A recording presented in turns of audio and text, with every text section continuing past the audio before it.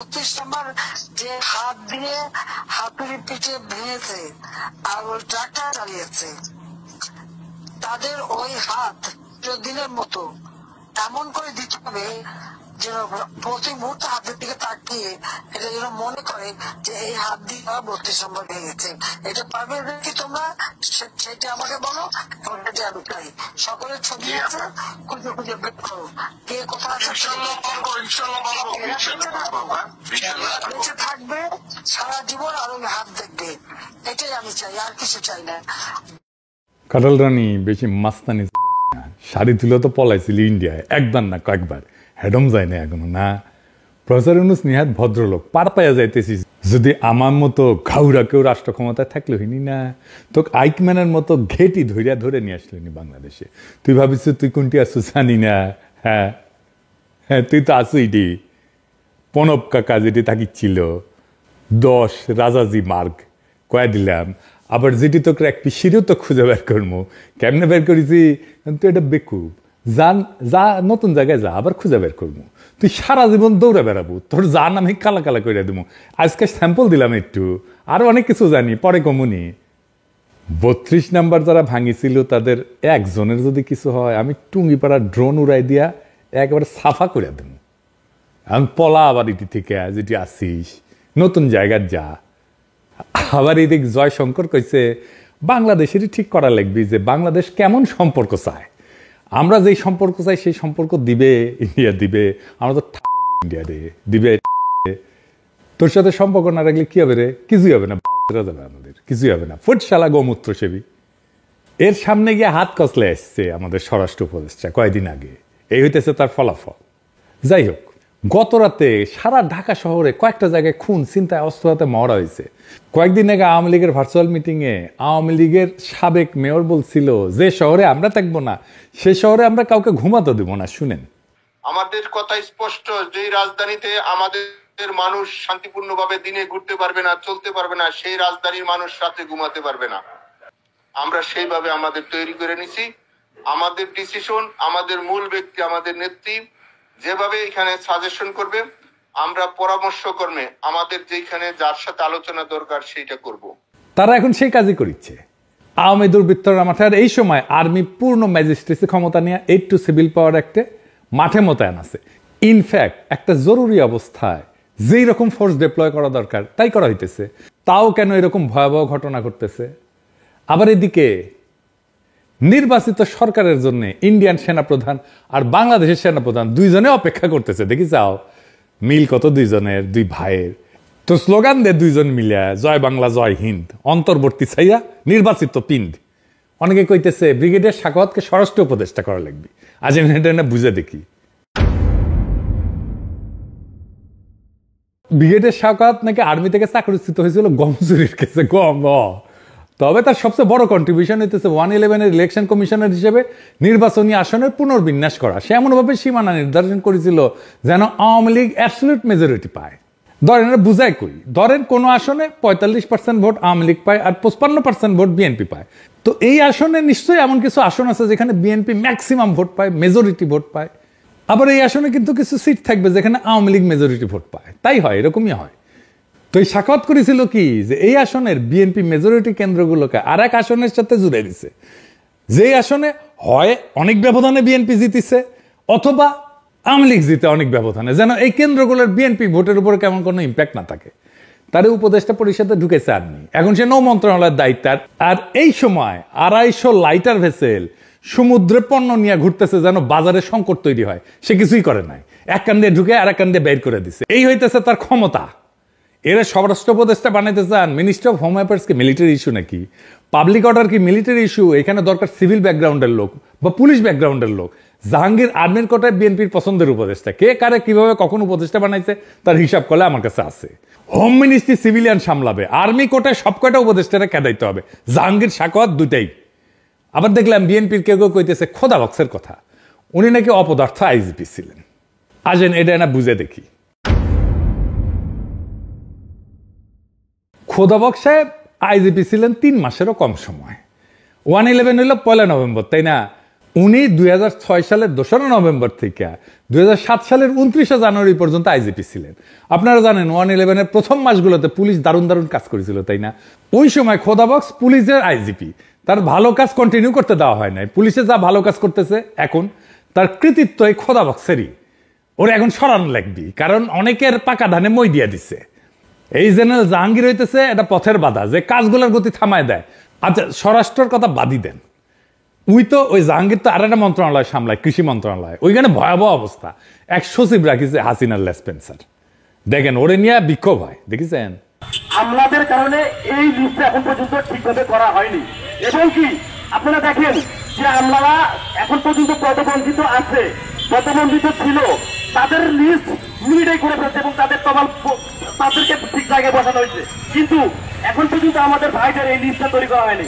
সার নিয়ে কৃষক মহাবিপদে। দেখেন, আপনারা তো জানেন আমি ফার্মা ইন্ডাস্ট্রিতে কাজ করেছি। এই ইন্ডাস্ট্রিতে আমার ভাই ব্রাদার কলিগ, সাবেক বস, বন্ধু সবাই আছে। তো আমার এক বন্ধু, সে আবার ব্যবসাও করে, এই ফার্মাসিউটিক্যালে সারের ব্যবসাও করে। আমারে কইল, দাদা ভয়াবহ সময় আসতেছে, সার নিয়ে বেড়াছাড়া অবস্থা করে দিচ্ছে। আমি বললাম, শুনমনি আপনার কথা টাইম কইরা, কিন্তু দেখেন জাহাঙ্গীর সাহেব যে শুধু স্বরাষ্ট্রতেই বেড়াছাড়া করেছে তা না, কৃষি তো বেড়াছাড়া করে রাখিছে। তো বেড়াছাড়া কেন করিচ্ছে জানেন? কারণ ওর পায়খানা কষা। দেখেছেন মুখের কি অবস্থা? কুতিচ্ছেন কেন ভাইজান? সবার সামনে ভাবে কোদ দিলে তো মুশকিল। যারা অপদার্থ জাহাঙ্গীরের ছাইরা খোদাবক্সার ছাত্রদের পিছে লাগে, তাদের জিগান, খোদাবক্সার ছাত্ররা যদি স্বরাষ্ট্র মন্ত্রণালয় চালায়, তাহলে জাহাঙ্গীর আছে কেন? তুই তো এমনি চলে যাওয়া উচিত। আর কোন আক্কালে রিকমেন্ড করেছিল তারে বিএনপি? আর জাহাঙ্গীর সাহেব, আপনি যে হুশে নাই তার প্রমাণ রাত 3টায় সাংবাদিক সম্মেলন ডাকিছেন। আপনার বিন্দু মাত্র সেন্সিটিভিটি নাই। এত রাতে সাংবাদিকরা যাবে আপনার বাসায়? আপনি কি মহারাজা? যাই হোক, আপনি স্বরাষ্ট্র মন্ত্রী হিসেবে, স্বরাষ্ট্র উপদেষ্টা হিসেবে কি করবার পারলেননি সেটা কই শুনেন, মন দিয়া শুনেন। আপনি কোন জাহাঙ্গীর সাহেব, আপনি কয়টা থানায় ভিজিট করেছেন ফিজিক্যালি? উপদেষ্টা হওয়ার পরে কয়বার আপনার বাহিনীর লোকদের সাথে মাঠে গিয়ে দেখা করেছেন, তাদের সাথে ক্যান্টিনে খাইছেন, তাদের পরিবারের খোঁজ খবর নিছেন, তারা যেন উদ্বুদ্ধ হয় এমন কাজ করছেন? কথা বলছেন? বলেন নাই। যে বিশাল বাহিনীর নেতা, সেই বাহিনীর লোকরা যেন বুঝে আপনি তাদের পিতার স্নেহে নেতৃত্ব দিচ্ছেন, তাইলে ওরা আপনার জন্য হাসতে হাসতে জীবনটাও দিয়ে দিতে পারবে।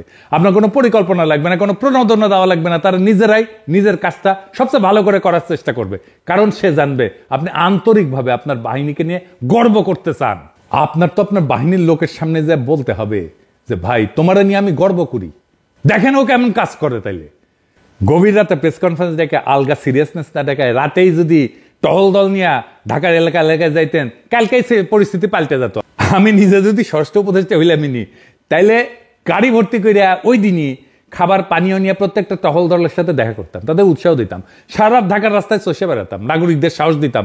সকালে ফজরের নামাজের সময় একটা মসজিদের সামনে দাঁড়ায় থাকতাম, মুসল্লিরা আসতো, তাদের সালাম দিয়া কুশলাদি জিজ্ঞেস করতাম। যতদিন আইন শৃঙ্খলা ঠিক না হয় ততদিন এই কাজ করতাম। প্রত্যেকটা নাগরিক নিরাপদ বোধ না করলে আমি ঘুমাইতে যাইতাম না। মাঠ থেকে নেতৃত্ব দিতে হয়, কমান্ড করে নেতৃত্ব হয় না, ওটা লিডারশিপ না, ওটা অন্য কিছু। ওটাই শিখেন নাই। কি কমান্ড করেছেন আর্মি বুঝা পাই না। তবে যা যা খবর আসতেছে তার অনেকটাই কিন্তু অতিরঞ্জিত। এইগুলো আওয়ামী লীগ ছড়াইতেছে বিশেষ উদ্দেশ্য নিয়ে, এটা বুঝাইতে যে দেশের অবস্থা ভয়াবহ। এই দেখেছেন গত 36 ঘন্টায় 74 ধর্ষণ, এটা দিয়ে লিড করেছিল জনকণ্ঠ। খবরটা ভুয়া, কিন্তু প্রশ্ন হইতেছে যে পত্রিকা আওয়ামী আমলে আওয়ামী মুখপাত্র হিসেবে দিন কাটাইলো, এখন মিথ্যা নিউজ ছাপায় পার পাওয়া যায় কিভাবে? প্রেস কাউন্সিলে কেন মামলা করেন নাই শফিক? জাত ভাই জন্য কনসেশন দিচ্ছেন নাকি? আমরা তো প্রথম আলো অফিসের সামনে জিয়াপত দিতে গেলে পুলিশ দিয়ে পিটাইছিলেন। এখন মিছা নিউজ ছাপানোর জন্য শুধু বিবৃতি। স্বরাষ্ট্র উপদেষ্টা বাসা থেকে ফেরার পথে নাকি সাংবাদিক ছিনতাইয়ের শিকার হয়েছে, এটাও পুরো মিথ্যা কথা। ধানমন্ডির শঙ্কর মসজিদে মাইকে ঘোষণা দেওয়া হইতেছে ডাকাত পড়া, শুনেন।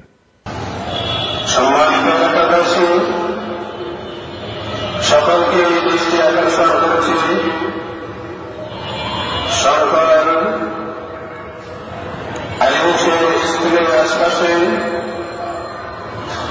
স্কুলের গলিতে ছড়ি চাপাতি দিয়ে দেখা দল করছে,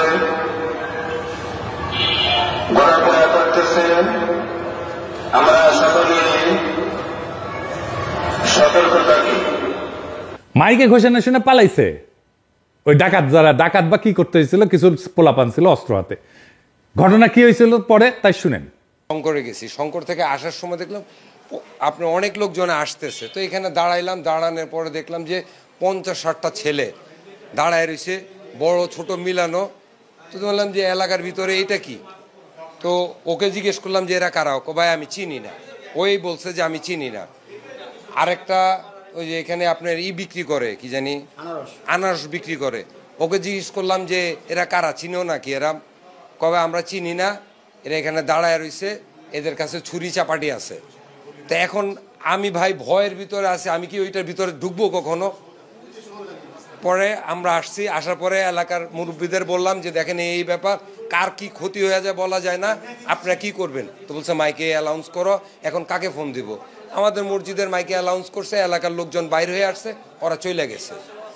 তো আমি যখন মেসেজ দেখেছি সাথে সাথে পুলিশকে জানাইছি, র্যাব গেছে। কিন্তু ঢাকার একটা ঘটনা পুলিশ কেন প্যারিস থেকে জানবে? জাতীয় জরুরি সেবা হচ্ছে 999, এই নাম্বারে কল করবেন। যেমন কোন অপরাধ সংগঠন, দুর্ঘটনা, অগ্নিকাণ্ড, তাৎক্ষণিক সহায়তার জন্য 999 নম্বরে কল করবেন। 24 ঘন্টা আপনারা কল শুনবে, এটা রেকর্ড হয়। আর আপনার নিকটস্থ থানার ওসির নাম্বারটা রাখবেন, ওদেরকে থানার ফোন নাম্বারটা রাখবেন, ওইখানে জানাবেন। তবে ওসির নাম্বার আছে জন্য আপনার বাসার মুরগি হারাইছে জন্য আপনি ওসির ফোন দিবেন, সেটা আবার কইরেন না। আমাদের অনেক সময় পরিমিতি বোধ থাকে না। আমার ফোন নাম্বার তো এজমালি সম্পত্তি হয়েছে, সারাক্ষণ ফোন ব্যস্ত থাকে। আমার কাছে তো প্রফেসর ইউনূসের নাম্বারও আছে। আমি যদি রেগুলার ওনারে মেসেজ পাঠাই, উনি কাজ করতে পারবেন। মেসেজ পাঠাবো যেটা খুব জরুরি দরকার, ওনার দেখা দরকার কালে ভদ্রে, তাইলে উনি আমার মেসেজে গুরুত্ব দিবেন। যাই হোক, আইন শৃঙ্খলার অবস্থা পরিকল্পিতভাবে খারাপ করার সব ব্যবস্থা আওয়ামী লীগ করতেছে। শুধু কি আওয়ামী লীগ, আমাদের সুশীলদের প্রিয় মাহমুদুর রহমান মান্না, তার দল নাগরিক ঐক্য ঢুকেছে আওয়ামী লীগারা। তারা বগুড়া শিবগঞ্জে যুবদলের নেতার বাসায় ককটেল হামলা করেছে। আমি কুইসি কলে যে এই নাগরিক ঐক্য সাজা আওয়ামী লীগের হাড্ডি গুড়া গুড়া করে দিবেন, খালি কনফার্ম হবে না এগুলো আওয়ামী লীগ। সব গ্যাঞ্জামের পিছিয়ে আপনি আওয়ামী লীগ পাবেন। আগস্ট মাসে ডাকাতি করার জন্য আওয়ামী লীগ লোক ভাড়া করেছিল না, ভুলে গেছেন? দেখেন, পাড়ায় পাড়ায় আবার আগস্টের মতো পাহারা বসানো যায় কিনা ভাইবা দেখবেন। আগস্টের সেই পরিস্থিতি আবার হাজির হয়েছে। আমরা একটা কিন্তু যুদ্ধাবস্থায় আছি, লড়াই এখনো থামে নাই। পাড়ায় মহল্লায় আবার নতুন করে পাহারা শুরু হোক।